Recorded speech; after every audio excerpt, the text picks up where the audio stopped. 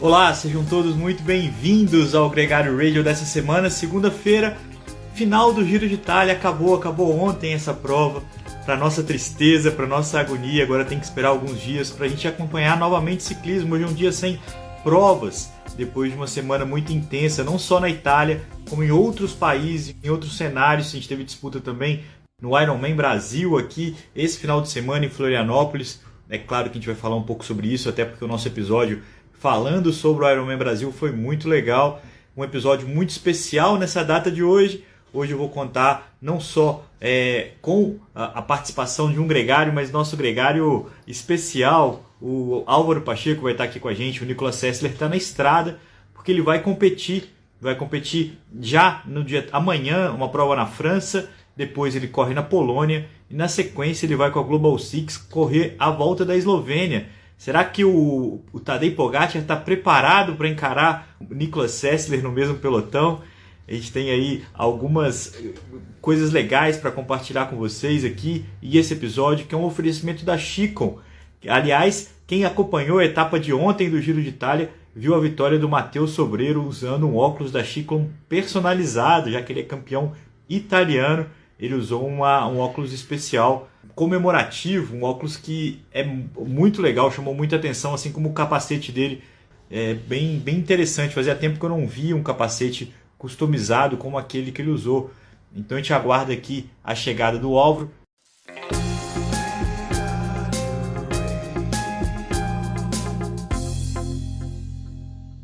Vem, Álvaro! Será que ele vai entrar com o MTB PES, é isso? Bom, agora sim, Álvaro Pacheco. Bem-vindo! Bem-vindo. Depois de algumas dificuldades técnicas, entrando como MTB PES, mas estamos aqui. O que importa é a sua presença aqui, até porque tem MTB na pauta também. A gente teve o Pan-Americano na Argentina, teve o ouro do Henrique Avancini na prova do XCO. Ele tinha sido prata no XCC, então faz jus a usar aí a conta do MTB PES, Álvaro.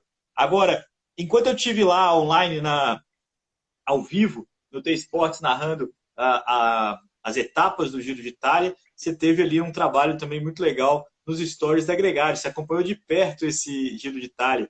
Queria começar te dando boas-vindas e te perguntando dessa experiência de acompanhar aí de perto mais uma grande volta. O que você achou do Giro de Itália 2022? Bom, antes de agradecer para tentar ocupar o espaço do Nicolas, que está aqui em trânsito competindo, mas foi uma experiência, a gente até falou sobre isso, e tentar um jeito diferente de cobrir nos stories, meio quase que fazendo uma história em quadrinho. E foi um desafio, porque era assistir um pedaço, dar um print screen, fazer um comentário, meio com que tentando contar a história do que estava acontecendo. E, inevitavelmente, como acho que aconteceu com você lá no DirecTV da Esportes, de que você torce, né? Na hora que você faz um recorte, você está olhando do jeito que você gostaria que a coisa acontecesse. Às vezes você acerta, às vezes você erra, mas é intenso. Você sabe que a gente tomou uma corneta lá porque as pessoas acharam que a gente estava torcendo contra o Carapaz em determinado momento. E aí eu fui tentar entender o que estava acontecendo. Como o Carapaz assumiu a liderança no final de semana passado, né, e liderou a última semana de prova até o último sábado agora nas Dolomitas, a gente ficava imaginando quais eram as possibilidades, quais eram os cenários que poderiam acontecer para a gente ter uma mudança. E toda vez que a gente conjecturava sobre isso, a gente falava contra o Carapaz, né? Tipo, a gente esperava assim, será que o Mikel Landa pode atacar? Será que o Jai Hindley pode atacar? Será que o Nibali tem chance? E aí todas essas possibilidades, elas eram negativas ao Jai Hindley, ao Richard Carapaz. E aí a gente entra um pouco na prova, Álvaro.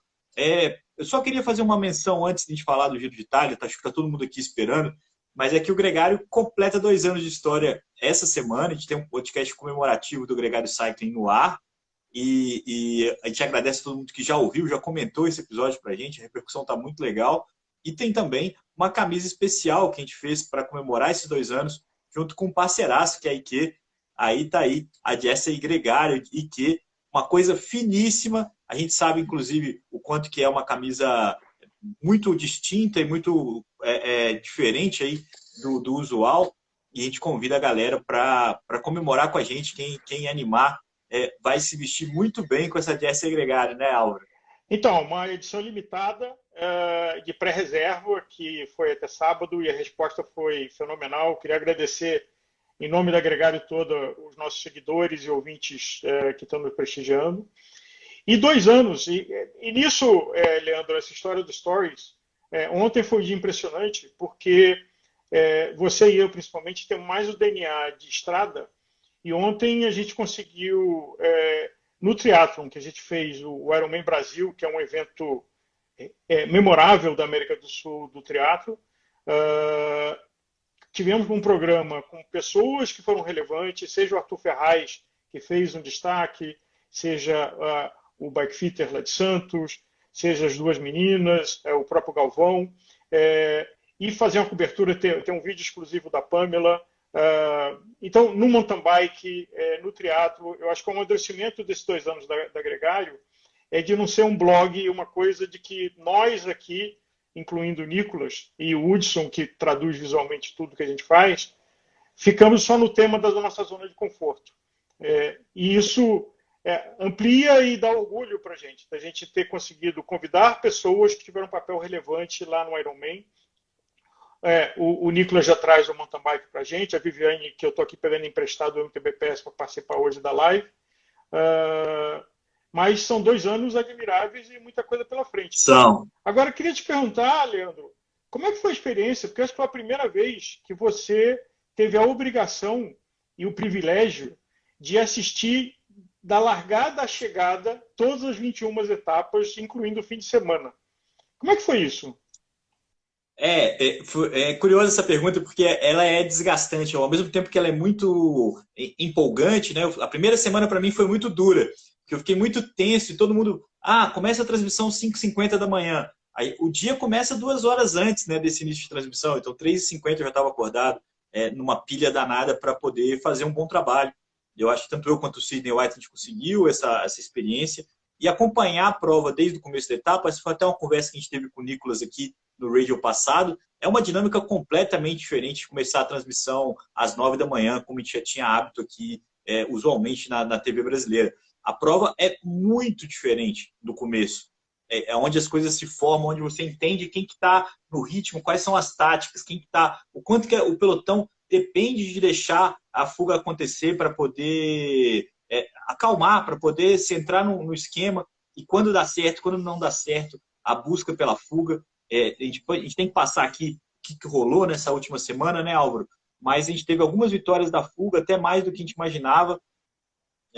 Que os nossos amigos de sempre aqui, o Fernando Moura participando, o Alex Arseno também, muito legal. Agora, é uma experiência muito rica acompanhar uma etapa inteira e poder transmitir uma etapa inteira. Então, muita gente estava com a gente antes de ir para o trabalho, acompanhava a largada e depois ia fazer alguma coisa, depois assistia o final em VT, em outra forma, mas já estava com a gente desde o começo. Isso foi muito legal.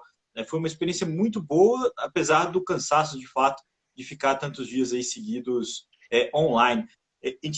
Eu queria até aproveitar, Álvaro, para repassar com você e com os amigos que estão acompanhando a gente, não só ao vivo agora no Instagram, mas também depois nos players do podcast, que a gente sempre retransmite, o Gregário Radio, o que rolou nessa última semana, porque a gente tinha a expectativa de um Giro de Itália duríssimo na terceira semana e não foi diferente. Os embates entre os favoritos ficaram muito concentrados na etapa do sábado, mas a gente teve boas etapas ao longo dessa semana, começando pela etapa que o Jan Hirt venceu, a etapa 16, vitória do Jan Hirt da Intermarché. Depois, na sequência, a gente teve uma outra vitória que veio da fuga com o Santiago Buitrago. Esse é um dos destaques dessa competição, da Bahrein Victorious, um ciclista de 22 anos, que talvez seja o que tenha um grande potencial de futuro, junto com o Tim Narsman da DSM, que também andou muito bem nessa última semana. A etapa seguinte, a etapa de chegada em Treviso, teve a vitória da fuga novamente, mas dessa vez uma etapa plana, era a etapa 18, era a última chance dos velocistas, e apesar do pelotão não ter dormido, foi um dia intenso para o pelotão, eles não conseguiram pegar os 4 escapados.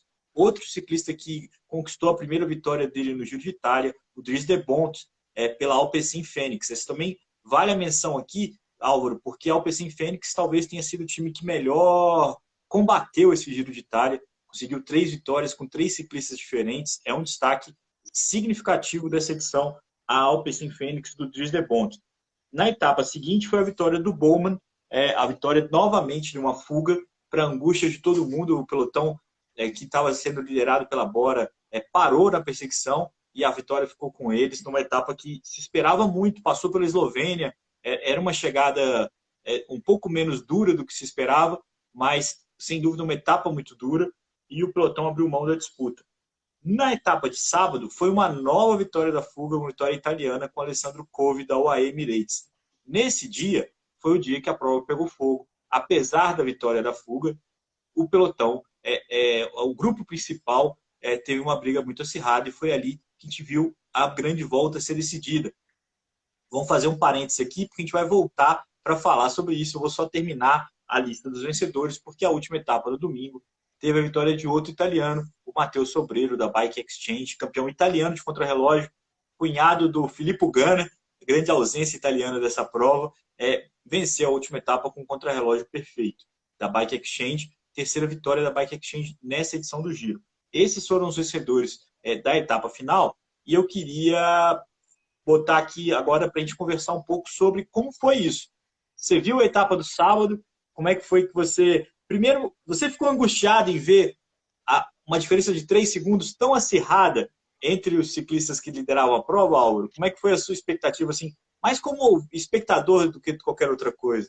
Não, sem dúvida. Inclusive, um comentário que estava rodando é se eventualmente um dos dois abriria a mão da rosa para poder usar o macaquinho, o skin suit, de mais alta performance que a equipe dele tinha em relação ao da Castelli, que está longe de ser uma marca que não produz coisa de qualidade. Mas se esses 3 segundos, na diferença do contrarrelógio de cada um, a roupa, e no caso um contrarrelógio de 20 minutos ela passa a ser relevante, é uma discussão. E isso é fascinante, que é uma coisa que você não vê nas outras voltas, e no Giro você vê isso. É uma prova mais solta, mais agressiva, a fuga vingando. Se não me engano, foram 7 das 21 etapas que vingou a fuga.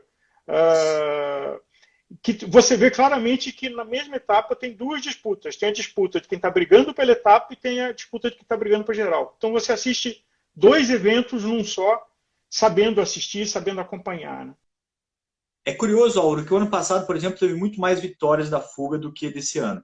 E vitórias muito mais solitárias. O ciclista escapava e cruzava a linha sozinho. Isso foi bem raro nessa edição de 2021. A gente teve essa vitória do Covi, teve a vitória do Santiago Buitrago. Em geral, a gente viu sprints reduzidos nas chegadas. Uhum. Mas o ponto, e eu acho que o ponto principal dessa impressão que muita gente viu, quando você fala do skin suit, a gente lembra dos ciclistas desaquecendo na bike de contrarrelógio. O Richard Carapaz fez isso vários dias. Então, eles realmente acreditaram que ia ter uma disputa até os instantes finais, né, do contrarrelógio de Verona, que fechou a prova nesse domingo.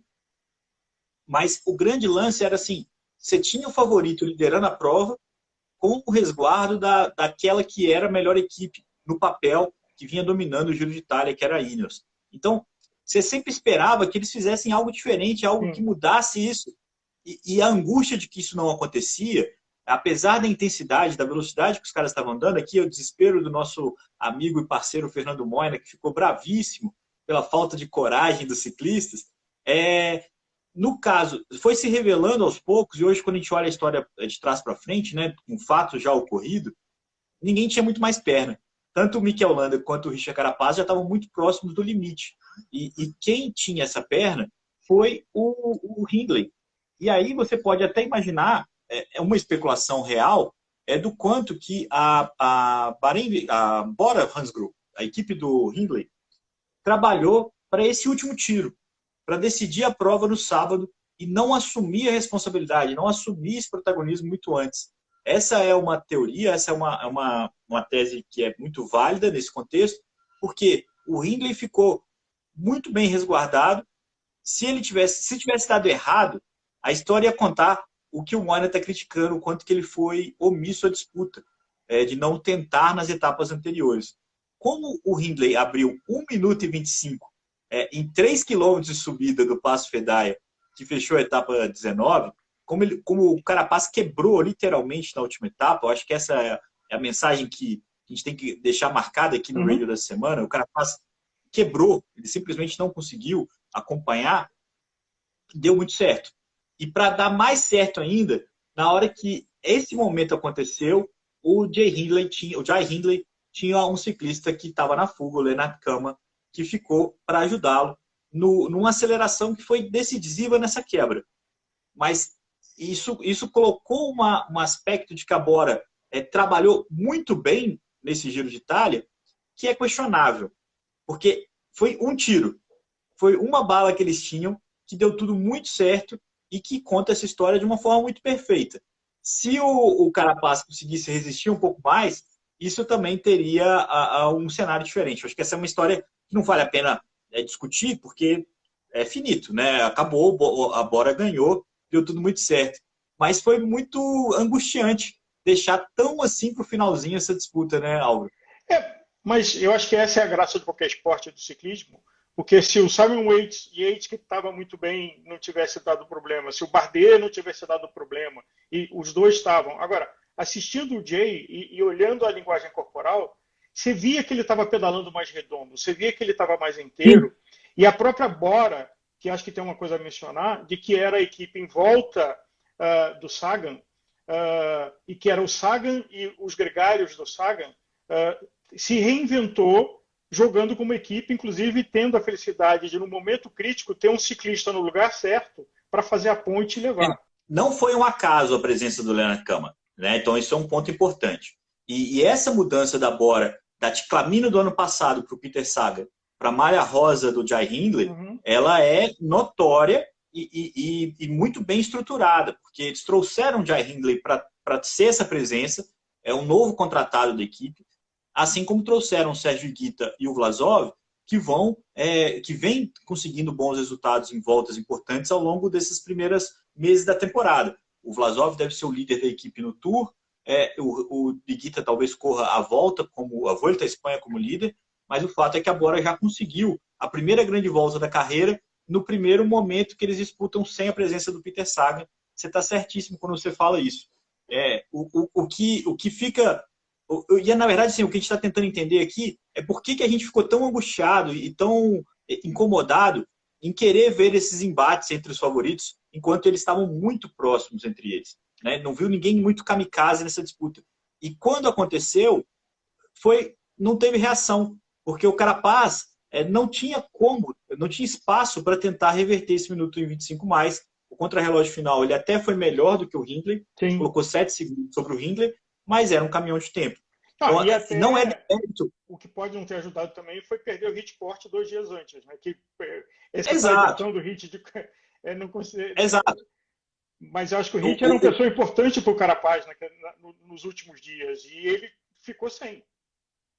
Quem tenta ler o que aconteceu nas últimas etapas e reconhece isso. O gregário que conseguiu destruir mais os outros gregários das outras equipes foi o Hitport.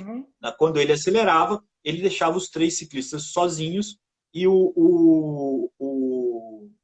e aí entre eles, o Landa, o próprio Hindley e o Carapaz, ninguém conseguia deixar ninguém para trás. Então fez muita falta, sem dúvida, o Hitport.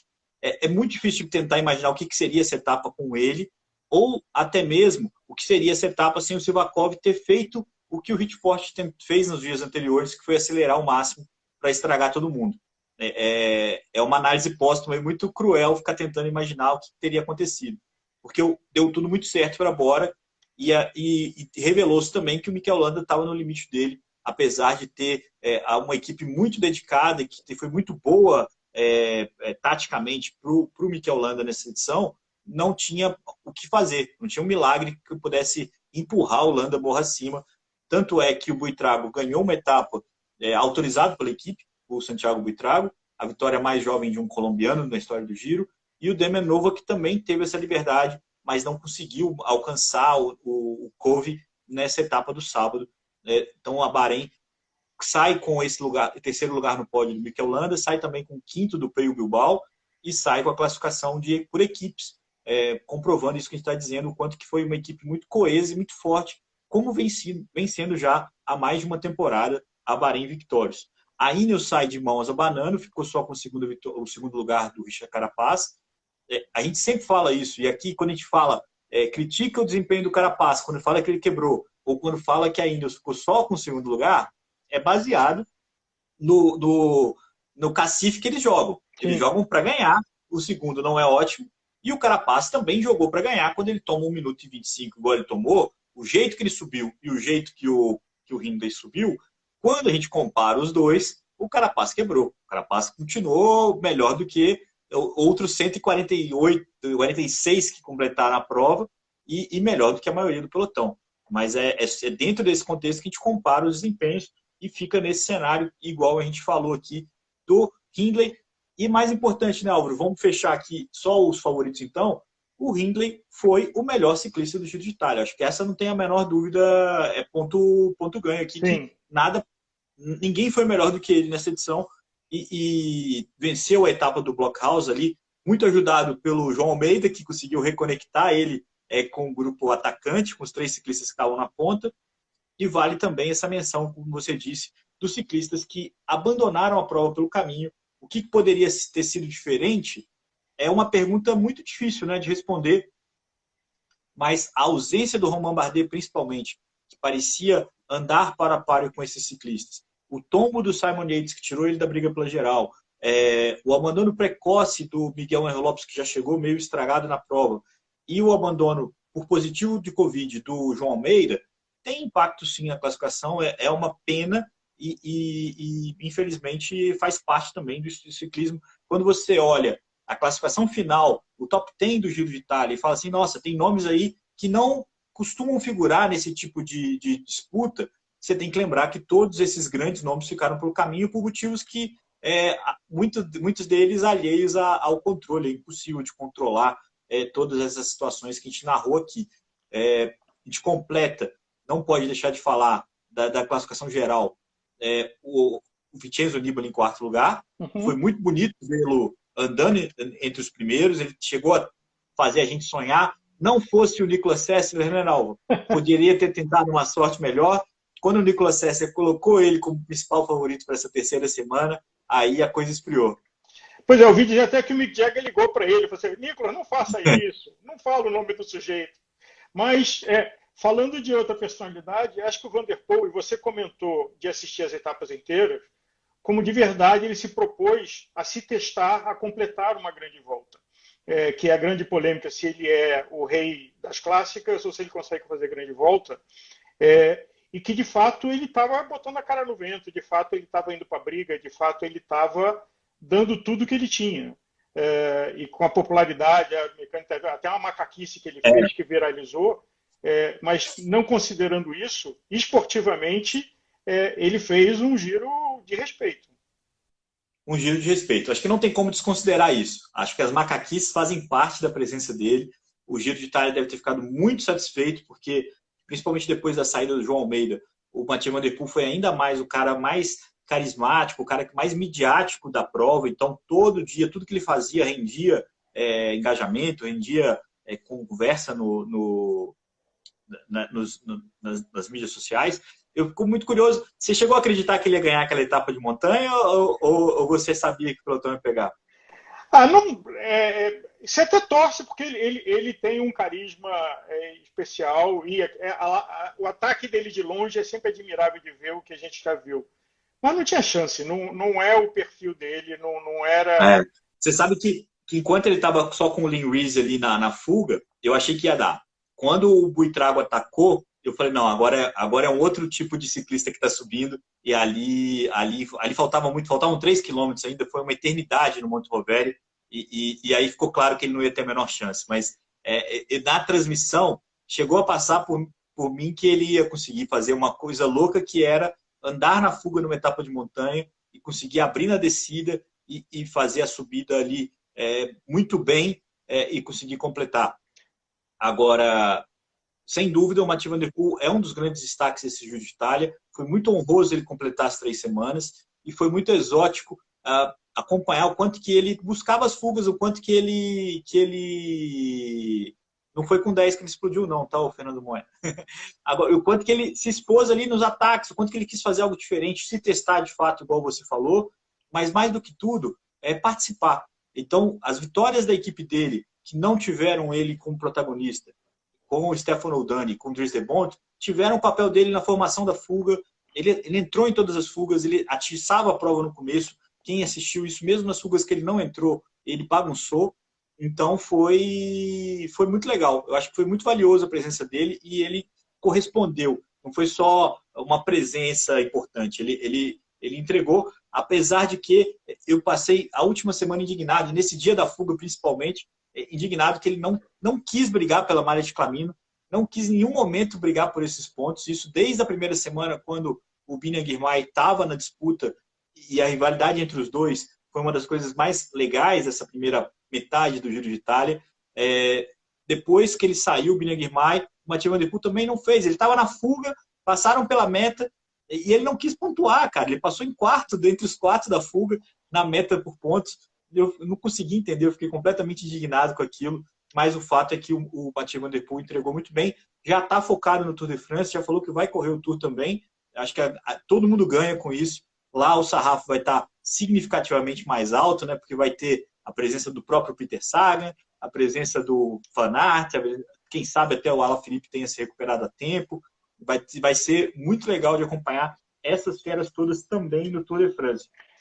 Álvaro, para a gente fechar o giro, a gente tem que falar das classificações secundárias. E essas classificações contam também o que é a história desse Giro de Itália.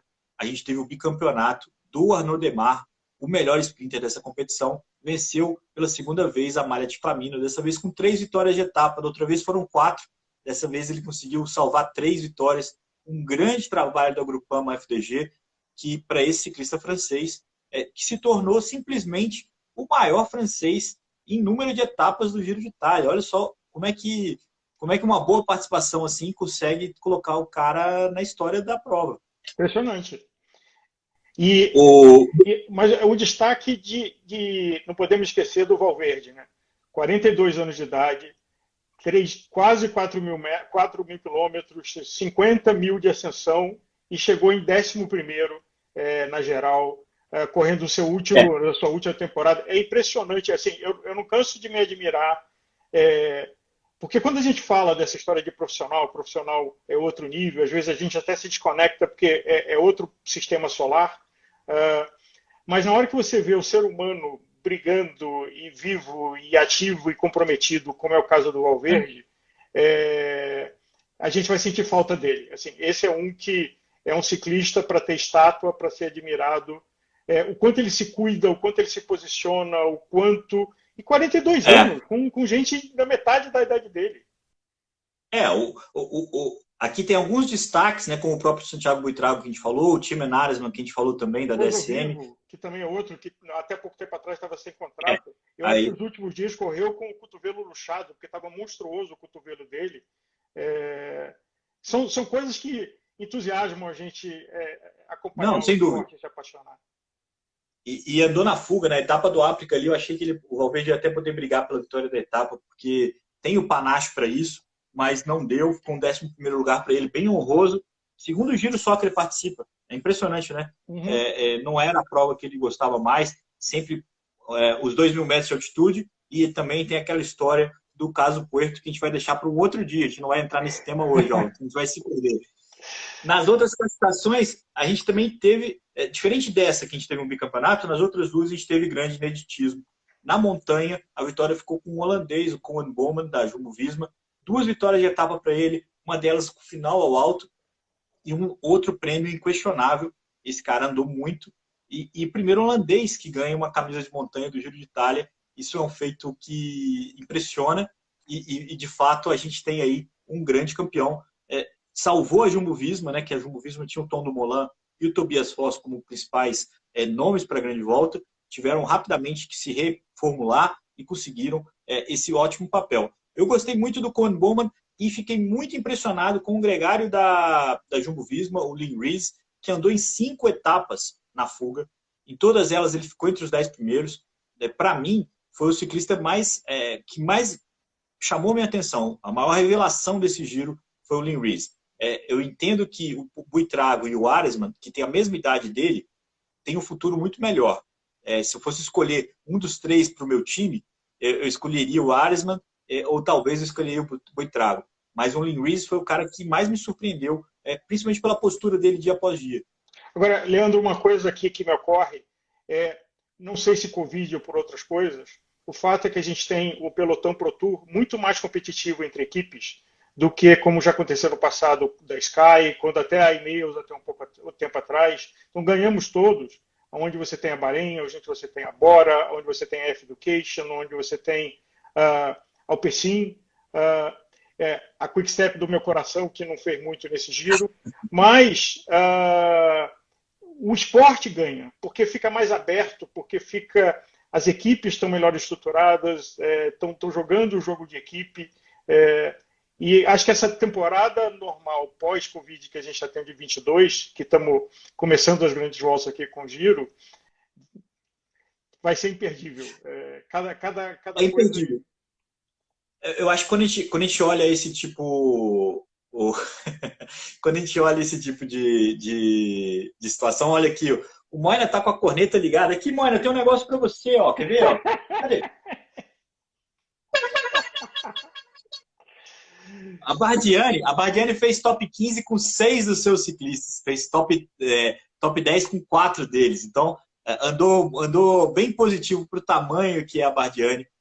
Essa equipe fez uma segunda metade de prova muito melhor do que a primeira. E aí de fato, na primeira semana, a Bardiani ficou fora das fugas e acabou não aparecendo com tanto destaque. A Drone Hopper, por contrário, não conseguiu andar nas montanhas, até pelo abandono do Tesfation, mas conseguiu boas exposições ali nas etapas de transição, nas etapas planas. Levou as 2 classificações secundárias de mais tempo em fuga e também de metas volantes. A classificação de metas volantes, as 2 ficaram com a Drone Hopper. No fim das contas, a própria... Eu acho até, e aí, levando a sério um pouco a corneta do Fernando Moina, eu acho que a Eolo Cometa me decepcionou mais do que a Drone Hopper e a Bardiani. Eu esperava um pouquinho mais deles, apesar do Diego Rosa ter vestido a camisa de montanha, eu esperava um pouquinho mais de protagonismo da Eolo Cometa, pelo salto que eles deram ano passado com o Lorenzo Fortunato ganhando etapa e tal. Eles saíram devendo mais do que entregaram nessa edição, apesar do Lorenzo Fortunato ter ficado em 15º na geral, pouco. Eu esperava um pouco mais da Eolo, mas das 3 convidadas, todas elas, igual você está falando aí, cada uma busca onde dá para salvar ali a pátria, e é legal ver isso acontecer, ao contrário da Alpecin, que saiu com 3 vitórias de etapa. Essa equipe está completamente no outro nível, apesar de ser Pro-Conti. Na briga, inclusive, pelo rebaixamento, a vitória ontem final do Matheus Sobreiro deu uma respirada para a Bike Exchange. Talvez a Israel seja a equipe mais prejudicada, principalmente se não conseguisse mexer nas provas agora de transição. Porque as provas que de um dia, elas pontuam muito mais do que uma etapa do Giro de Itália, por exemplo. Então, um paradoxo, mas ainda fica movimentado esse rebaixamento, ainda tem muita coisa para rolar. E temos agora critério de Dauphiné, temos o Tour da Suíça e a rampa de aquecimento para o Tour de França. Ainda tem muita prova para falar do rebaixamento. O problema, para mim, a Movistar foi melhor do que a equipe de Israel. Primeiro, porque tinha o Valverde. Segundo, porque conseguiu entrar nas fugas com os nomes que normalmente são muito colaterais, né? O Pedreiro e o Arcas, que são muito gregários. Dessa vez eles tiveram oportunidade. A Israel, para mim, não conseguiu fazer nada disso. Fez tudo muito mal. Tinha uma aposta muito grande no Nisolo, que era o velocista, que não conseguiu brigar pelas vitórias.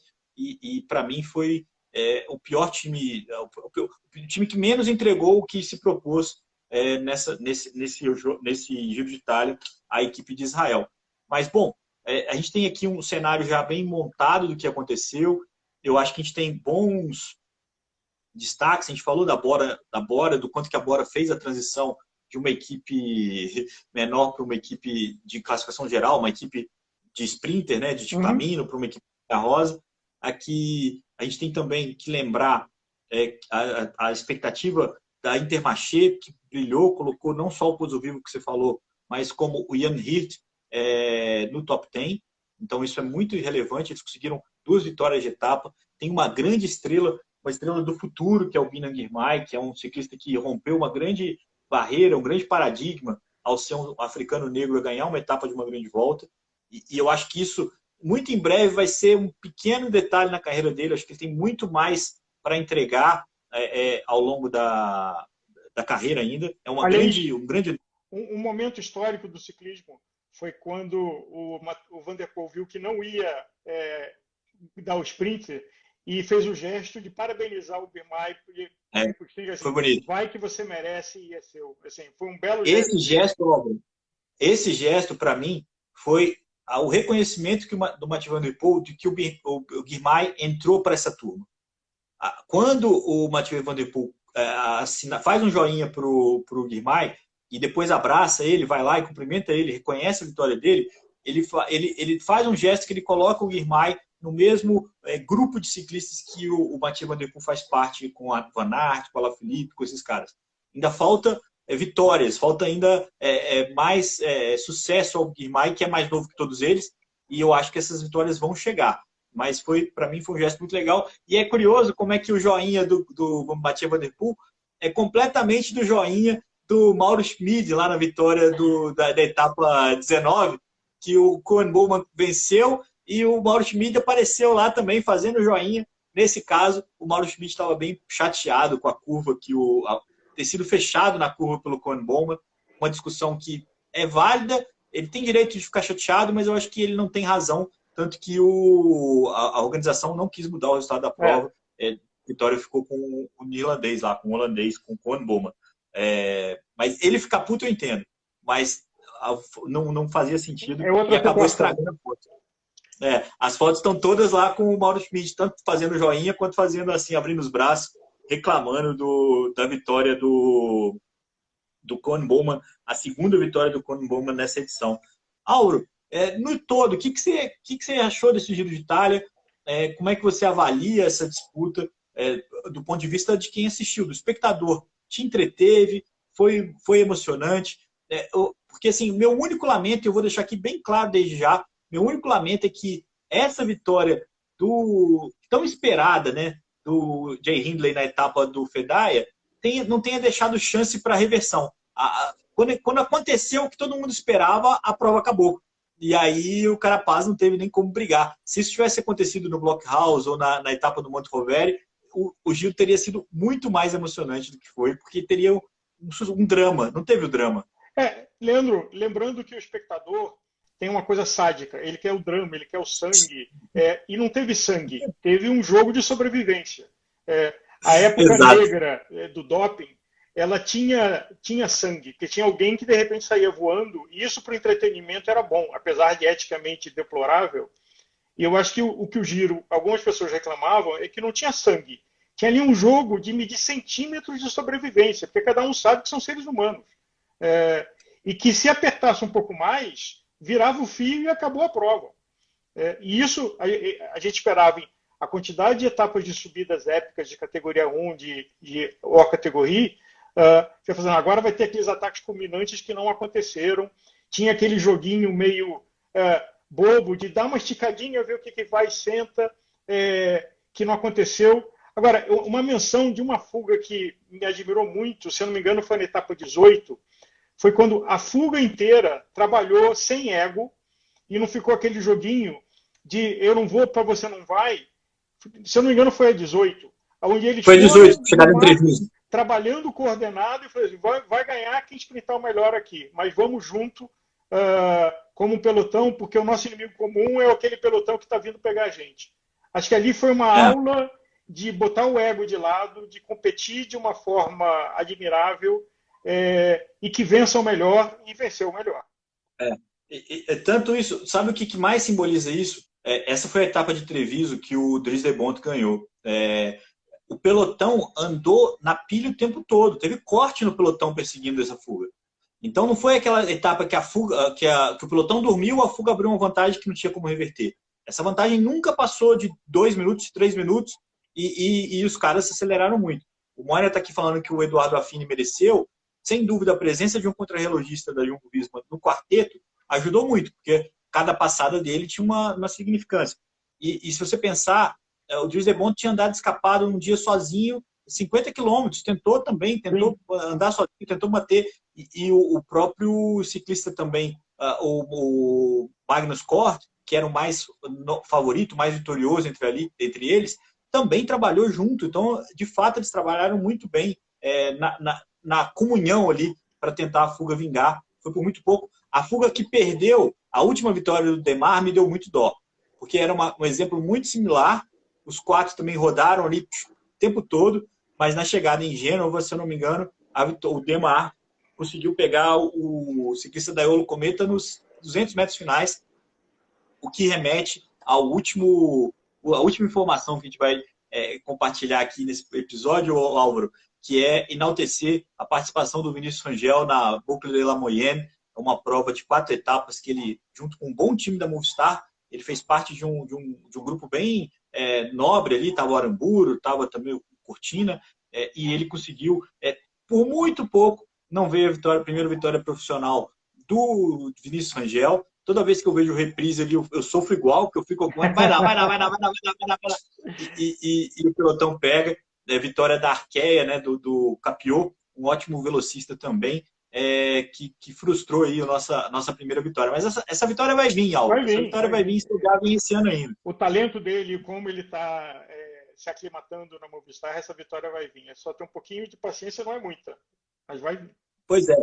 Então, tomara. O importante é ele competir, o importante é ele ter as oportunidades que a vitória vem. A gente ficou muito feliz de acompanhar essa participação dele, assim como a gente fica agora na torcida pelo Niklas Sessler, que amanhã compete uma prova na França, Sim. a Mercantour, depois ele corre uma prova na Polônia de nome impronunciável, e depois vai encarar ninguém menos do que o Tadej Pogačar no Tour da Eslovênia, a partir do dia 15. Vamos ver o que esse nosso gregário favorito, como diz o Sidney White, entrega para a gente nesse mês de junho. Pode gorar o Pogačar? Pode gorar o Pogačar, não? Então, vamos ver o que o Niklas Sessler fala sobre o Tadej Pogačar para a gente poder... o que vai acontecer. Aqui, só complementando a informação do Moina, porque eu falei do Capiot, que venceu a prova pela equipe Arkea. A Arkea decidiu não correr o Giro de Itália para somar os pontos nas provas menores. É um gesto modesto, né, e ao mesmo tempo correto para o tamanho dela. Decidiu somar pontos e se deu muito bem com essa decisão. A vitória do Capiot é uma dessas vitórias que eles conseguiram nesse período dos pontos, né, da busca inconstante pelos pontos. E para os ciclistas das equipes italianas, valeu muito mais a pena correr o Giro e continuar para a Conti, Moina. Eu tenho a impressão que essa decisão da Arkea também tem, como eu posso dizer, tem um bom acordo com o Giro de Itália para um futuro próximo. Eu acho que isso tem o gesto dele de abdicar de uma grande volta não vai ser completamente em vão. Tem os pontos e tem também um acordo aí com essa equipe, com a organização do Giro de Itália, que conseguiu encaixar as suas equipes italianas nessa prova. Eu gostei do Giro de Itália, eu acho que eu fiquei numa posição compulsória ali, né? Porque eu estava em todas as etapas completamente envolvido, mas em geral eu gostei do Giro de Itália, tirando essa aflição de que a gente queria ter visto o drama, a gente queria ter visto um pouquinho mais do sangue ali, né, Álvaro? Perder um pouquinho, ganhar um pouquinho. Achei que foi um giro muito legal, a gente viu boas histórias e mais do que isso, a gente viu bons nomes que a gente vai voltar a ver muito em breve, que tiveram a chance de se afirmar nesse Giro de Itália. A gente deixou passar o Juan Pelopes, né, o espanhol que levou a malha bianca, também fica aqui o registro, ele que vestiu por muitos dias a camisa rosa de líder da competição, fechou o quarteto do pódio final, Jai Hindley de rosa, Juan Pelopes de branco, o Bowman com a camisa azul de montanha, e a Ticamino ficou com Arnaud Démare. O Giro de Itália volta o ano que vem, mas a gente, Álvaro, segunda-feira está de volta com mais um Gregário Radio. Agradecer a todo mundo. Se você perdeu alguma parte desse episódio, confere no seu player de podcast favorito e também no nosso canal no YouTube. Um grande abraço e até a próxima. Abraço e semana que vem, Nicolas de volta. Tomara, vamos ver. Se não, a gente faz a dobradinha aqui nós mesmos. Aí a gente busca o patrocínio da Alpecin para o próximo episódio aqui da Gregário Radio. Um grande abraço, Boa até a tarde. próxima, pessoal. Boa tarde.